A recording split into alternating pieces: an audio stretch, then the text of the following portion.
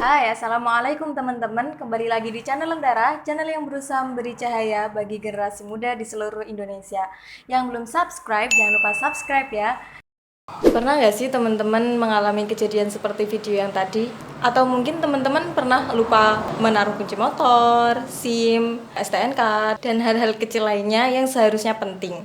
Nah, dalam ingatan seseorang nih, daya ingat seseorang itu bisa ditingkatkan teman-teman. Ibaratnya tuh kalau misal ingatan kita range 1 sampai 10 dan kita berada di titik 6, bisa ditingkatkan di titik 7, 8, atau bahkan 10. Bagaimana sih caranya? Sebelum kita membahas mengenai bagaimana caranya supaya kita lebih ingat, bagaimana caranya supaya kita tidak mudah lupa, sebelumnya kita membahas mengenai memori terlebih dahulu. Memori itu apa sih? Memori merupakan ingatan. Ingatan ini berfungsi untuk memasukkan informasi, kemudian menyimpan informasi, dan memunculkan kembali informasi yang telah kita terima. Ibaratnya seperti HP atau laptop yang mempunyai ruang penyimpanan tersendiri, sama seperti manusia yang mempunyai ruang penyimpanan berupa memori itu tadi.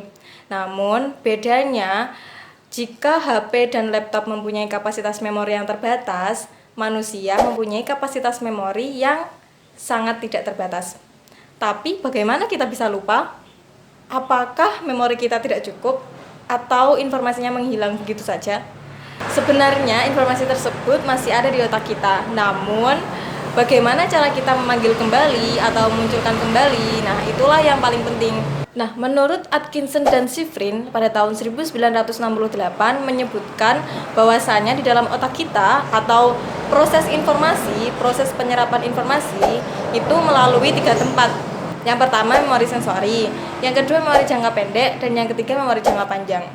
Memori sensori ini merupakan penyimpanan awal ketika kita menerima informasi lewat panca indera, misal kita melihat, mendengar, atau bahkan merasakan. Kemudian memori yang kedua, tempat penyimpanan memori yang kedua yaitu memori jangka pendek. Memori jangka pendek ini merupakan memori atau penyimpanan sementara apa yang telah kita terima dari memori sensori. Biasanya memori jangka pendek ini berlangsung selama kurang lebih 12 detik. Nah, memori jangka pendek ini tuh misalnya ketika ingin menyimpan nomor seseorang, secara tidak langsung kita mengulang-ulang kembali nomor yang akan disimpan ke dalam ponsel. Kemudian tempat penyimpanan yang ketiga yaitu memori jangka panjang. Memori jangka panjang ini merupakan tempat penyimpanan memori yang sangat tidak terbatas. Namun ada syarat-syaratnya sebelum masuk ke memori jangka panjang. Dalam proses penyimpanan ke memori jangka panjang ini harus diperlukan adanya encoding atau penyandian tertentu. Jadi, informasi-informasi yang bermakna akan masuk ke dalam memori jangka panjang. Sebaliknya, jika informasi-informasi tersebut tidak bermakna, kita menganggap sebagai informasi yang tidak bermakna, maka memori tersebut tidak akan masuk ke memori jangka panjang. Nah, proses untuk mengingat kembali informasi yang telah kita terima yaitu dimulai dari adanya stimulus. Stimulus itu merupakan rangsangan. Kemudian stimulus tersebut diterima oleh panca indera. Panca indera ini bisa berupa pendengaran, penglihatan maupun peraba. Kemudian setelah ditangkap oleh panca indera, kemudian masuk ke memori sensori. Apabila mendapatkan suatu perhatian, maka informasi tersebut akan masuk ke memori jangka pendek.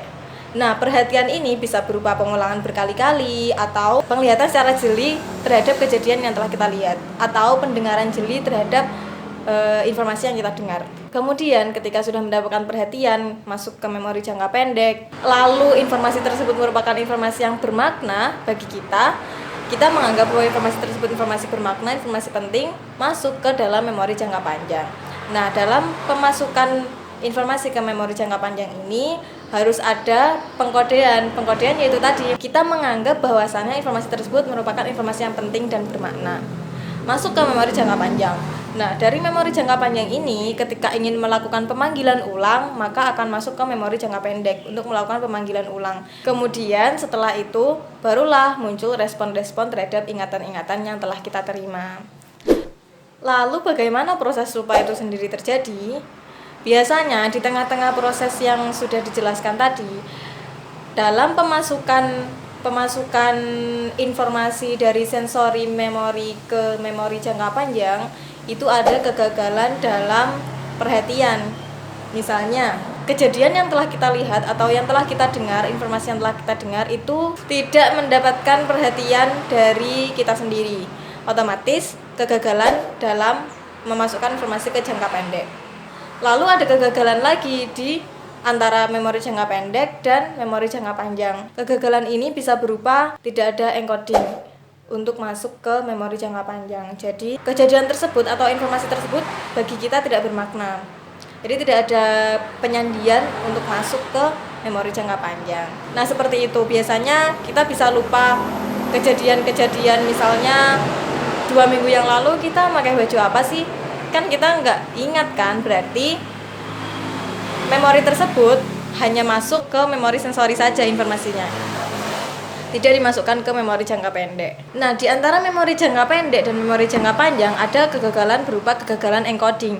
Kegagalan encoding ini bisa berupa kejadian-kejadian yang telah kita ulang kembali atau yang telah kita masukkan ke memori jangka pendek tapi tidak menganggap kejadian itu sebagai kejadian bermakna atau tidak menganggap informasi tersebut informasi yang bermakna, maka informasi tersebut tidak akan masuk ke memori jangka panjang dan hanya bersifat sementara, hanya berdiam diri di memori jangka pendek, seperti itu.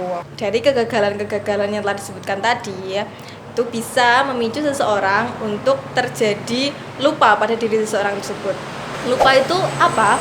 Lupa merupakan ketidakmampuan seseorang untuk mengingat kembali atau memanggil ulang informasi-informasi yang telah masuk. Nah, apa sih faktor-faktor lupa? Ada beberapa faktor-faktor lupa, diantaranya adanya kerusakan. Nah, kerusakan di sini maksudnya karena tidak adanya pengulangan kembali atau tidak adanya pemanggilan ulang tentang informasi tersebut. Ada pernyataan yang menyebutkan bahwasannya pisau yang tidak diasah kembali atau yang tidak pernah digunakan sama sekali, maka pisau tersebut akan tumpul. Sama halnya seperti ingatan manusia. Apabila ingatan manusia tersebut tidak diulang-ulang kembali, tidak dipanggil ulang dengan stimulus-stimulus tertentu yang mengakibatkan munculnya ingatan tersebut, maka informasi tersebut juga akan tenggelam, dan tenggelamnya informasi akan mengakibatkan seseorang tersebut lupa. Faktor yang kedua yaitu faktor penghalang. Penghalang di sini ada 2 macam. Penghalang dari informasi baru yang masuk atau penghalang dari informasi lama yang telah masuk. Misalnya penghalangnya adalah informasi baru. Contoh ketika kita telah belajar kimia, fisika, dan matematika. Kemudian ada informasi baru yang masuk yaitu sejarah. Setelah kita mempelajari tiga pelajaran tersebut, kita belajar sejarah. Pada saat belajar sejarah, informasi sejarah telah masuk ke dalam ingatan. Namun, kimia, fisika, dan matematika hilang karena informasi sejarah yang merupakan informasi baru menjadi penghalang informasi lama. Akhirnya, lupa terhadap informasi lama yang telah masuk. Kemudian, faktor yang ketiga yaitu ketergantungan isyarat.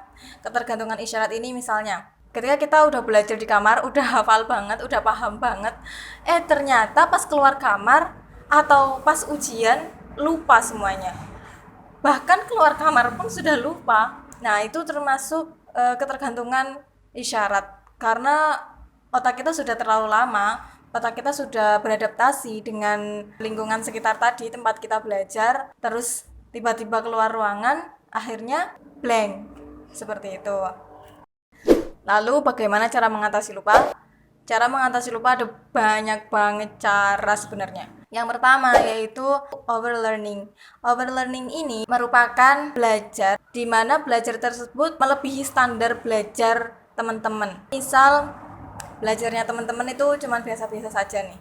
Cobalah tingkatkan sedikit demi sedikit durasi belajar teman-teman atau pemahaman teman-teman mengenai pembelajaran tersebut. Karena dengan cara itu otak kita akan bekerja untuk menggali informasi yang telah ada dan menggabungkan dengan informasi baru yang baru saja ada, seperti itu. Kemudian yang kedua yaitu dengan rima. Contohnya ketika kita menghafal sesuatu dilakukan.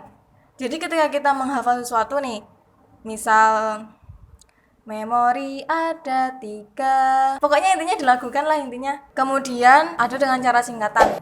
Cara singkatan ini seperti cara yang teman-teman biasa menghafal unsur periodik kimia. Kemudian yang ketiga yaitu sistem kata kunci. Sistem kata kunci ini merupakan garis besar dari materi yang telah teman-teman pelajari.